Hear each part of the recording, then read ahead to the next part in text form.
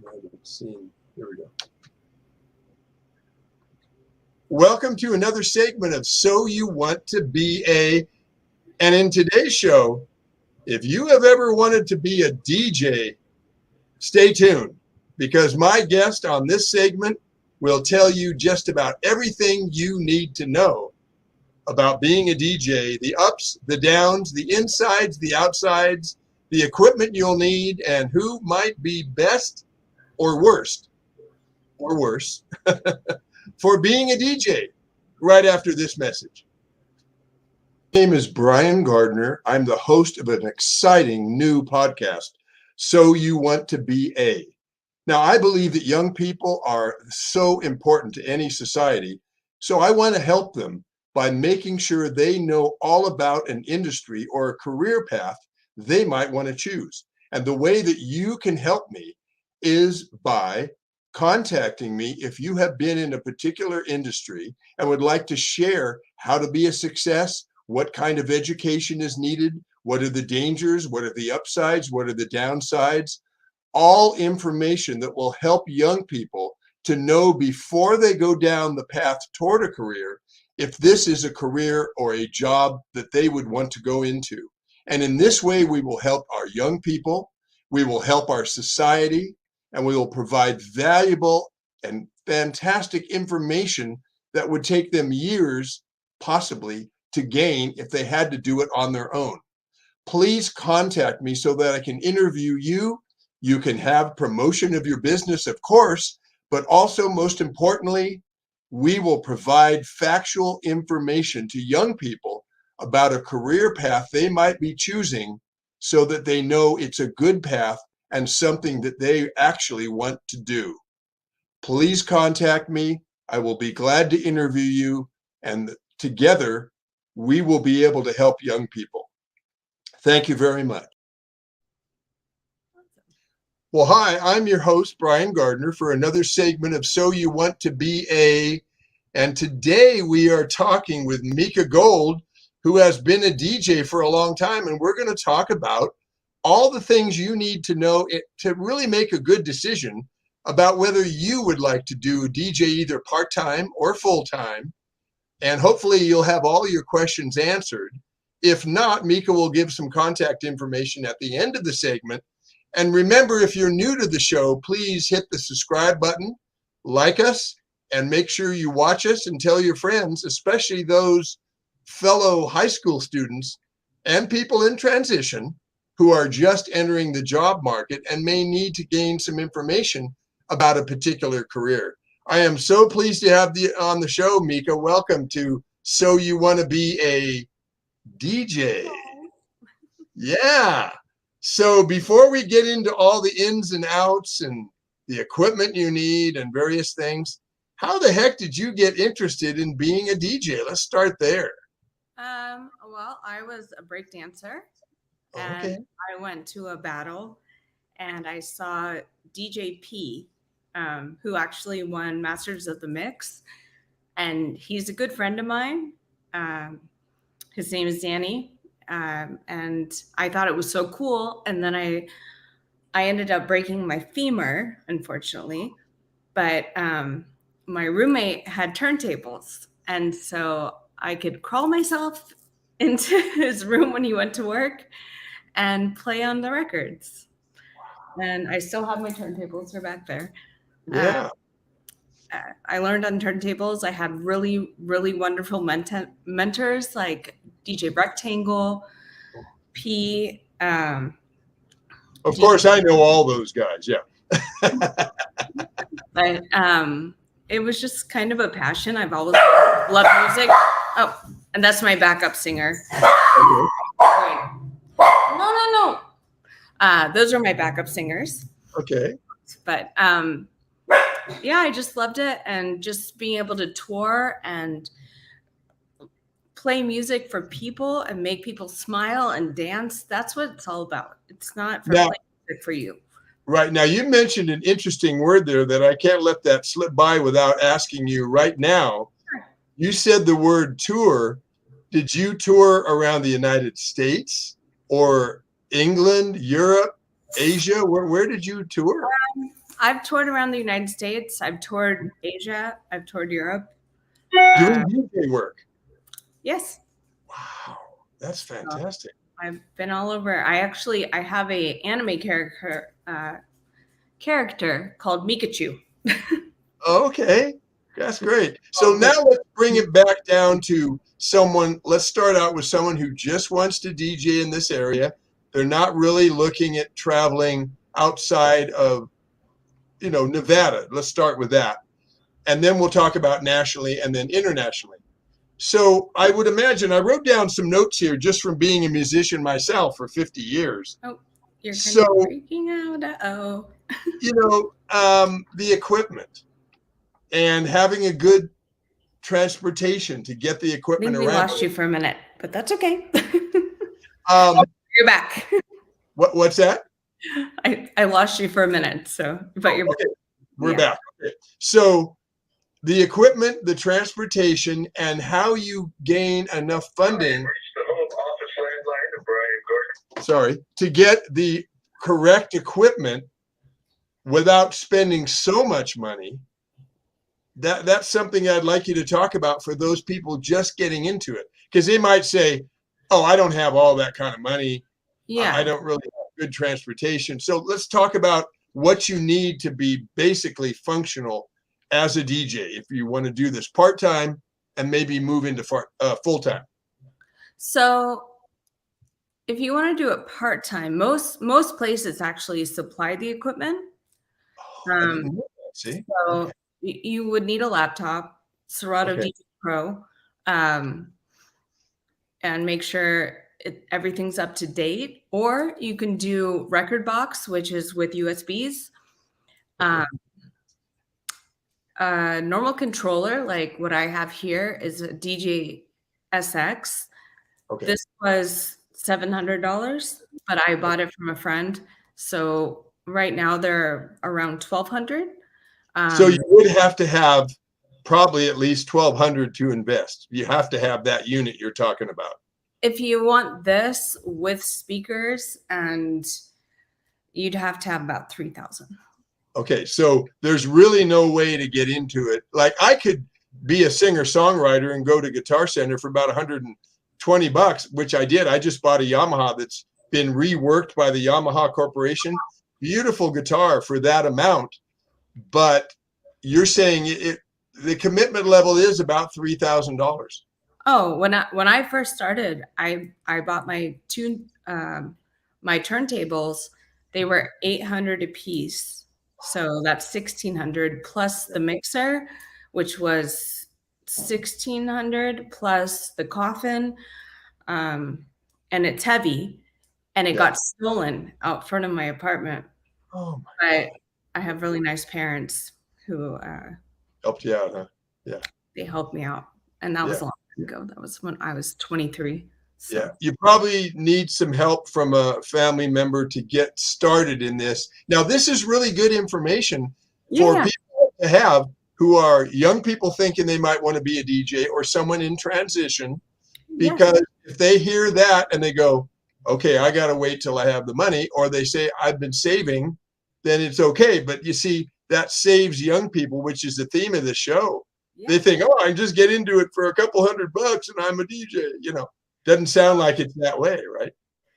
On the other hand, now they have controllers that are like a few $100s. So, oh, really? Okay. Yeah.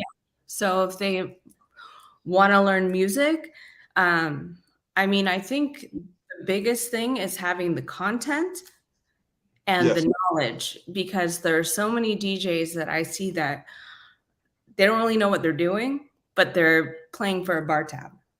Right. So that's not really the way to go. If you want to, I've been doing this for over 15 years and I've a living doing this. Wow. So, you do make a living. Fantastic. Okay. How many gigs a week do you do?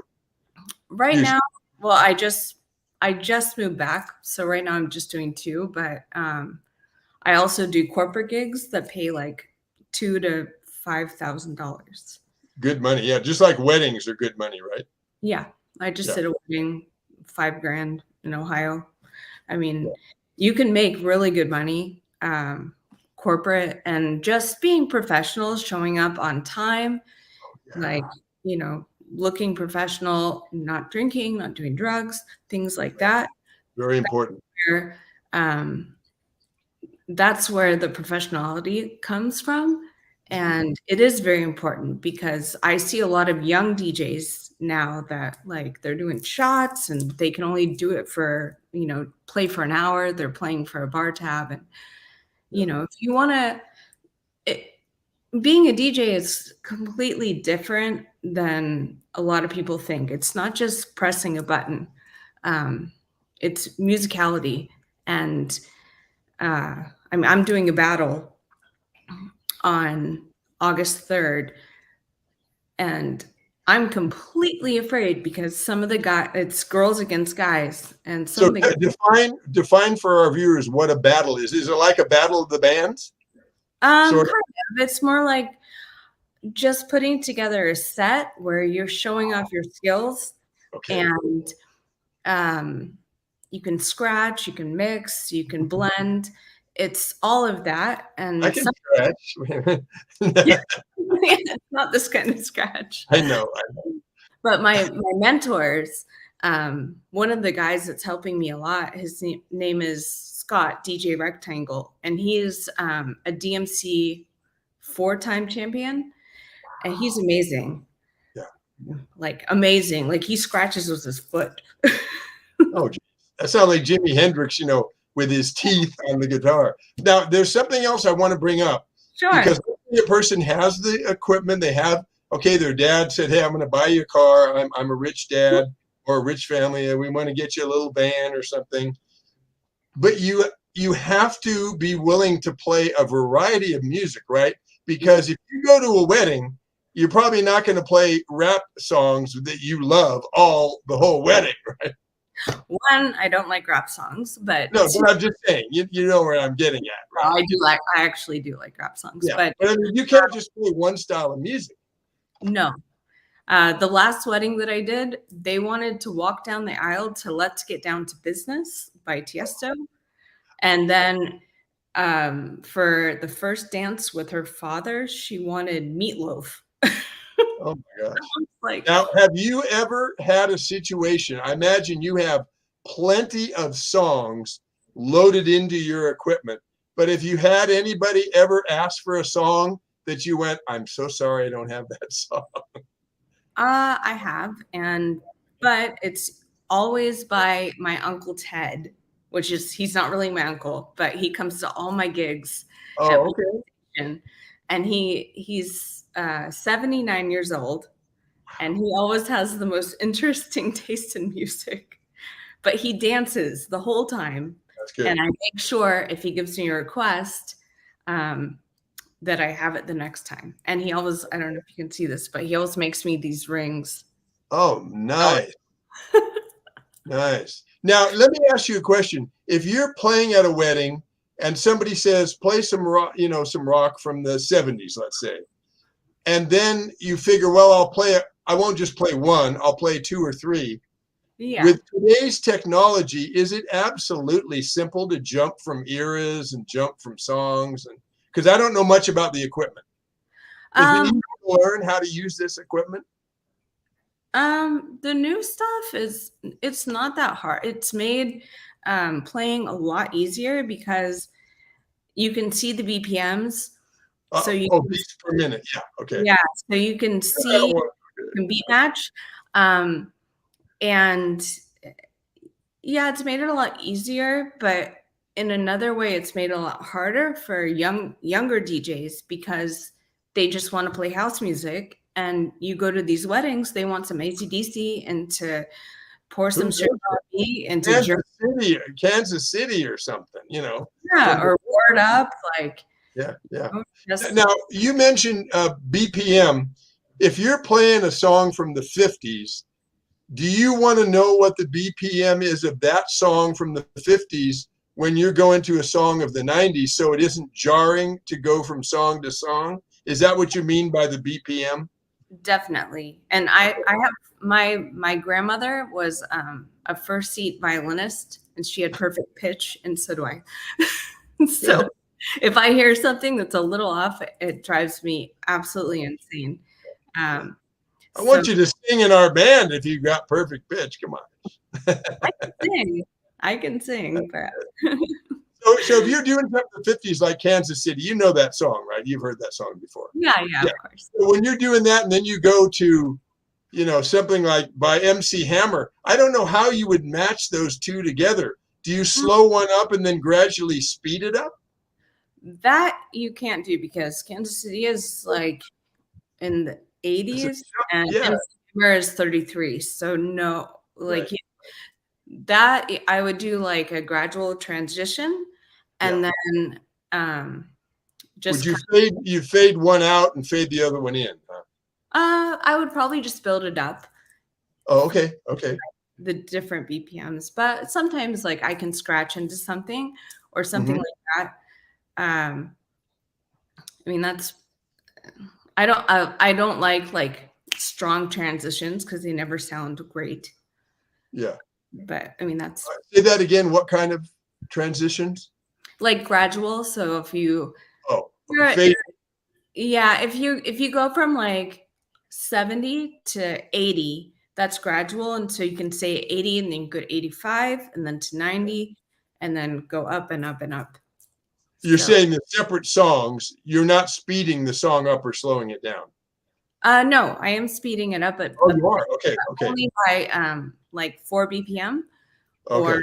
minus because Okay. it like sounds weird transition wise, or I can scratch something in. Um, Right. Now, if someone has the funding, instead of just calling you and saying, "Hey, what's the best turntable?" Because I know which guitars are kind of the best, which percussion instrument mhm. companies are the best. But if someone can they go to Guitar Center and get this stuff, or do you have to order it online? Where do you get this equipment? Um, you can go to Guitar Center, yes. You cannot buy turntables anymore because they're non-existent. So So you can't get a turntable at all. you can. Okay, Like you have to buy them online or something. yeah. Yeah, okay. But That's you can go to Guitar Center and try out speakers, try out units and stuff like that. yes. Can you give us, like, I can say Gibson, Fender, Gretsch, Taylor, Martin are very good guitars, acoustic and electric. Can Yeah. you give us a couple of names of equipment that wouldn't be too expensive for someone starting out, but would be very, at least mid-grade, good equipment? What are some of the names? Right now I would say the cheapest would be Roland. And then Roland, if you want to go one up, Pioneer, anything Pioneer. Pioneer. Pioneer Okay. is probably the best that they're really smart. They put everything into one thing. So you have your CDJs and your mixer into one unit and you can put it on your back. It's not too Oh, hard. now that was the other thing I was going to ask you. We talked about locally and nationally because you can drive, but even if you're national, does that equipment sit next to you in a seat you have to buy, or do you put it in a suitcase and it's okay to let them kind of kick it around, or is it not safe to do that? How do you travel, especially international, but nationally as well, to protect that equipment? Um, well, for Hard, me, hard shell? they always supply the equipment. Oh, you mentioned that. So Yeah. you don't have to take all your equipment out to someplace. Even if you're new, can you demand that? Say, hey, look, I'm flying to Ohio. You're going to have to rent the equipment. Can you ask them to do that, or no? Oh no, yeah, of Oh, course. okay. It's They usually don't expect you it's normal for that to be a part of it. And if you're new, I mean, I think um, honestly, the marketing is really important, like social to. media and things like that, Yeah. and also having your self-worth. So even if you're new, but you know you're good, then just keeping your self-worth. Don't do it for a bar tab. Don't do it for $100 because it kind of diminishes what DJs are worth, and we're worth a lot. We're musicians. Yeah. Just press a button. We do a lot of So let me ask you this. This is being shot in 2022. We're doing this interview. and this thing will live until the dinosaurs come back on Earth again, But for the next couple of years, what is the going rate for? Is it a 2-hour or 3-hour gig normally? Right now in town, $350 For how long? 2 hours? 4 hours. 4 hours, so almost $100 an hour. Yeah. Yeah. Okay. And here's my other question, which I think people are just dying for me to ask. Sure. How do you get good? I sit there and practice my guitar, and Saturday, our new female vocalist and percussionist is coming by. I'm going to show her some stuff on congas that she doesn't know. How do you get good at being a DJ? You just sit in your room and you throw two different songs with different BPMs at yourself until you're smooth about doing the transition? I don't think so. I think you have to have passion for music. Okay. And instead of just going on like DJ City or whatnot and going what's popular, because for me, the music that's popular right now, I don't like it all. I like Sir Duke and like I love that. That's what no, I wasn't talking about music. I was talking about how do you get good? You practice. Yeah. So you have to practice just like a musician does. Yeah. And do you find that there are really, really, like, people climb Mount Everest because it's the toughest, right? Are there songs that are so difficult to put with any other song? Like, I remember one poet said he could not find a word to, he was a famous poet, Ogden Nash. He hated the word orange because there's no way to rhyme orange. So tell me about, are there songs and beats that you go, oh my gosh, they want these two songs back to back? And how do you deal with that? Sometimes I will tell you this. I did a gig that was all Italian mob music. And it was all You French. better get it right, okay? Otherwise, we're taking you back in the alley, okay? Pretty much, that's how I felt. But Frank Sinatra, Sammy Davis Jr., like just all of that. And it was so difficult to make it sound good. But I practiced it, and I would just pull one song down and lightly pull the next song up. And it went perfect. Everybody was happy. Right. Now, it's not the song that was sounding bad. It was the transition. Yeah. But no, I can make it sound perfect. Yeah. Is the biggest art form being a DJ your transitions, right? That's where you shine or you fail. Am I correct? Yes. Because otherwise the song's playing, everybody's heard, a song a billion times and they love it. And then, but when it starts getting toward the end of the song, you have to be ready, because do you ever allow dead air to sit there? No, probably not. And no train wrecks. That's the worst thing ever. Yep. Define a train wreck.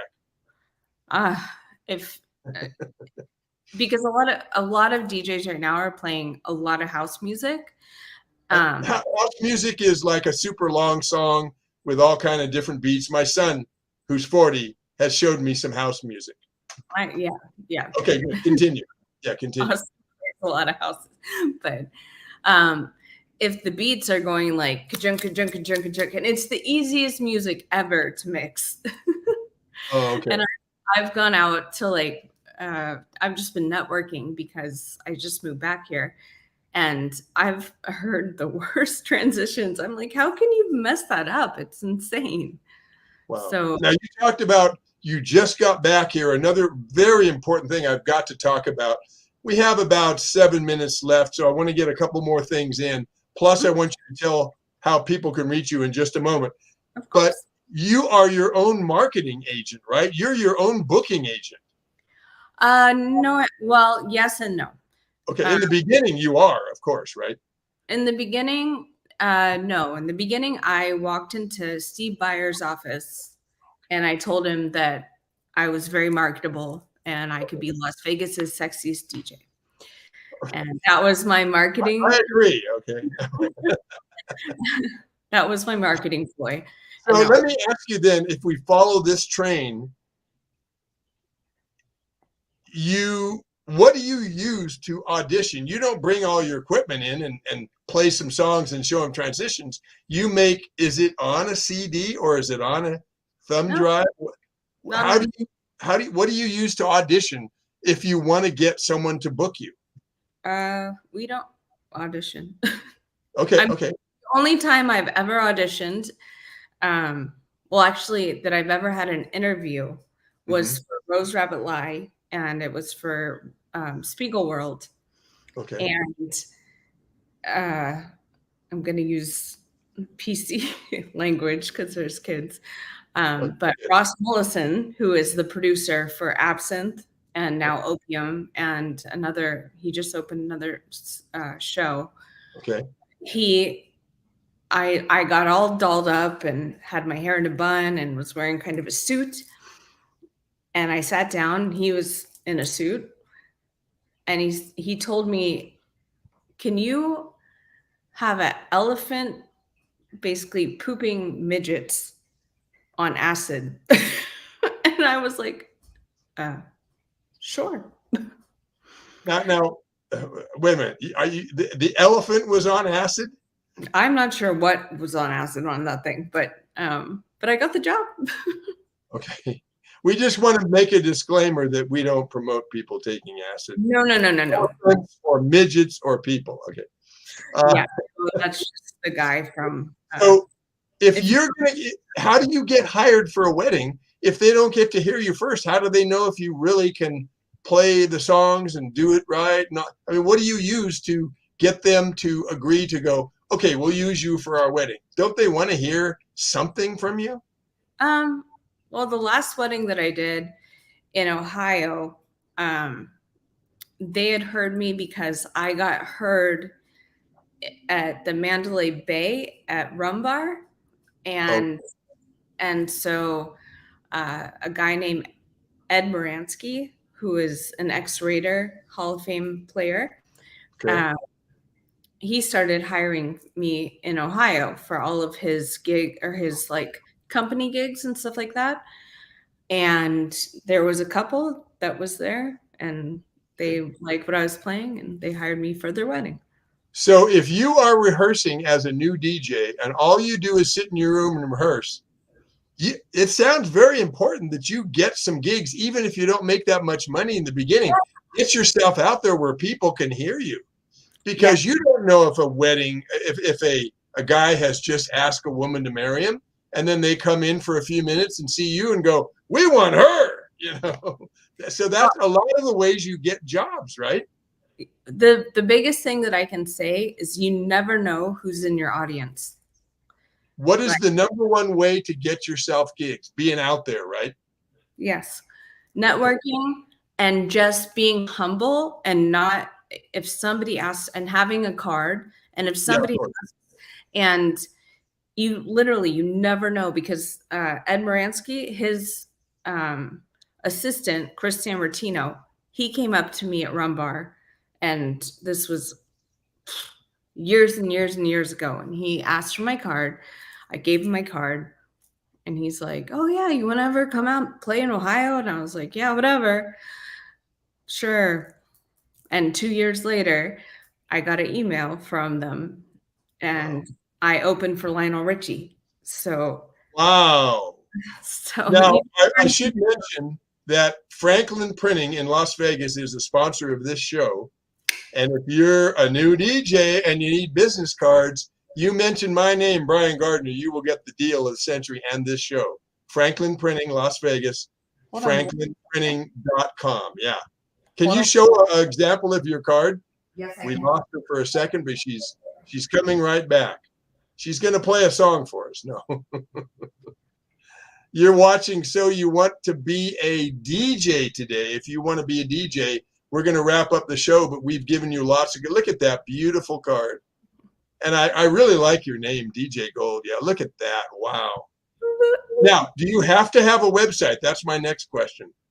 I don't think that you do, but it's good to have one. I mean, I have one. It's mika.gold. But people don't go there to watch you or listen to you spin records. Again, it sounds like, correct me if I'm wrong, it sounds like the way that you get jobs is being out there with gigs, and that's how you've been able to get all these wonderful gigs all around the world, because you said you went to Asia, right? Yep. I've been to Taiwan, Japan, China, the Philippines, Korea. How long did it take you to be able to go international? It must have been a few years, right? Yeah. But I started when I was 23. So. Okay, good. And you're 24 now. So there we go. Exactly. Thank you. There's another compliment for you. Okay. But is there any, the type of person, before we run out of time, and then I want to have you give away, people can get in touch with you. If someone likes to sit in a cubicle all day, they probably aren't really a good fit for being a DJ, right? Because you talk to people and you're personable with them, and you say hi to them when they come up to you, and Yeah, of course. Talk about that a little bit as we wrap up the show here. I think something that's just really important in life that my parents have taught me is to be creative, but also friendly and kind to people, to open doors, and always ask where they're from and what language they speak, and learn one word. That's great. In different languages, Tagalog and Pidgin or French, just being personable and smiling. Never know how that can affect somebody, just giving them a smile. Yeah, I tell my band members not to be like a robot. Hi, I'm smiling and I feel like crap. You really give an honest smile when you're up there. But if an old couple came up, and I played Kansas City 1.5 billion times, okay? If an older couple came up and said, hey, we're from Kansas City, we'd love it if you guys could play Kansas City, I would not play with the guitarist who said, do we have to play that old song for this couple? I'd go, you're fired, man. We say, absolutely. What's your name? Betty and Harry. Hey, ladies and gentlemen, Betty and Harry have been married 50 years. They're from Kansas City. We're playing Kansas City. Everybody on the dance floor or whatever. Everybody clap for them. That, to me, is how you make the audience love you. Yes.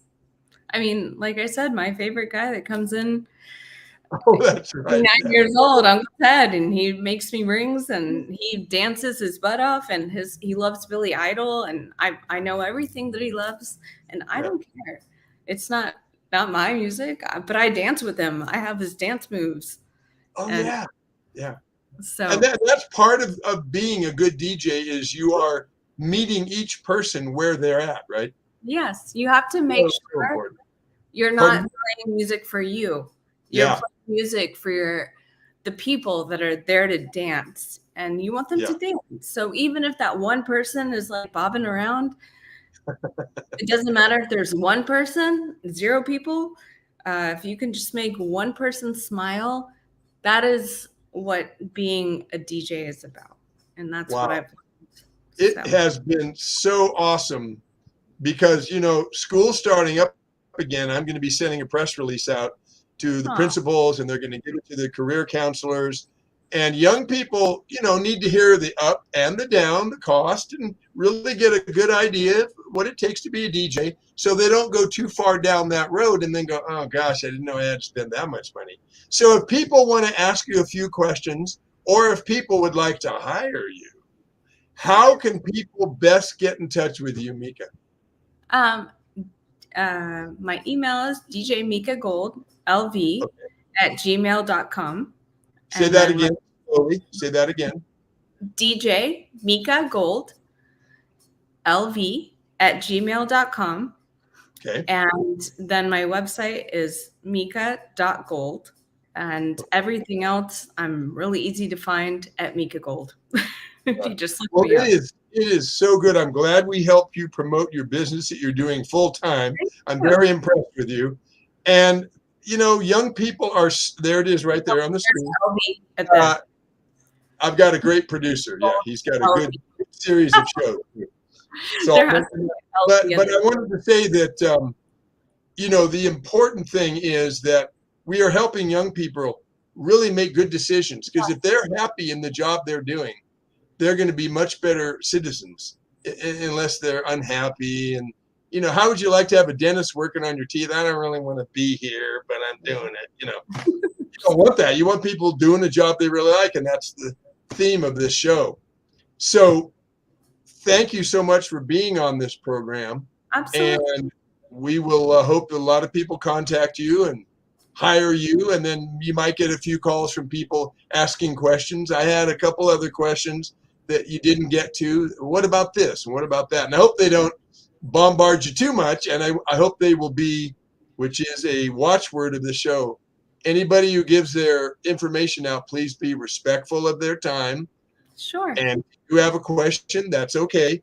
Be respectful of our guests. They are giving a lot of their time to help you know all about, this time, being a DJ. Thank you for being on the show, Mika Gold. It's so great to see you. Thanks, Thank Brian. you. Okay. Bye-bye.